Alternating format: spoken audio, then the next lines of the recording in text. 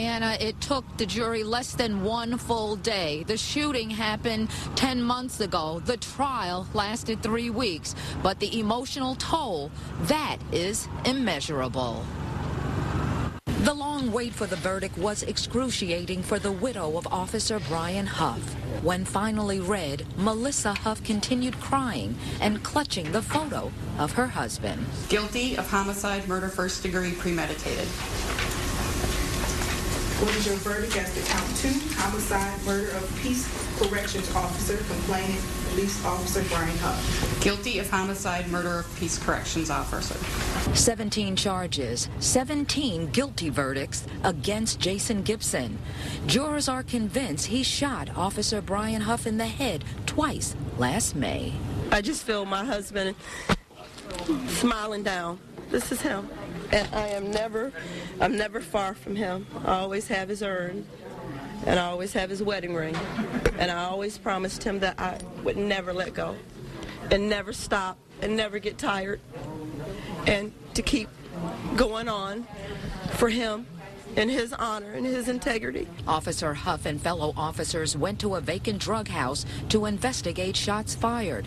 In a matter of moments, 4 other officers were also shot and 1 injured during Gibson's attempt to escape. They all testified. They all packed the courtroom.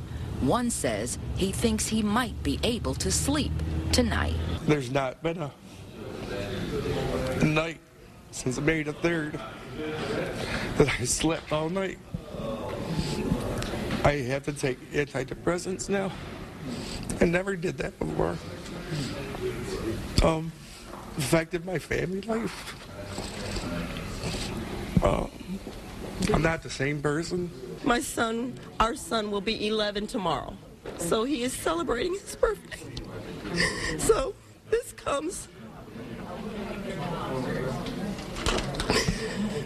as the greatest gift that could be given to us right now, is to know that Brian's murderer is going to do life, and he's going to pay for the crimes that he did, because he took an absolutely fabulous man. Mrs. Huff and the wounded officer both called today their first day of closure, but they will have to come face to face with Jason Gibson at least one more time at his sentencing May 5th. And coming up at 6, we're going to tell you what Mrs. Huff hopes she'll be able to say to Jason and his family on that day. Reporting live downtown, I'm Val Clark, Channel 7 Action News.